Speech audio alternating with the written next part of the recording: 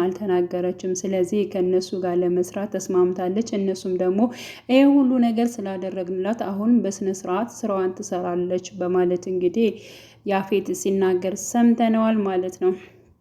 ስለዚህ እጅግ በጣም ነው የእውነት ነው የምላችሁ፣ በጣም ያሳዝናል። ስለነ ቢኒ ስለነ ናቱ እንዲሁም ስለነ ኤፍራታ በቃ አጠቃላይ ስለነ ገኒ የሚደርስባቸው ነገር እጅግ በጣም ከመጠን በላይ ነው። ስለዚህ ይህ ነገር መቆም አለበት።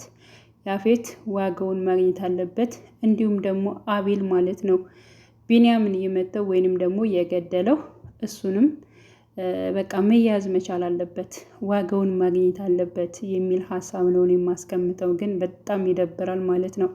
እና ብቻ በጣም ነው የሚደብረው። የመጨረሻው ፓርት ይደብራል።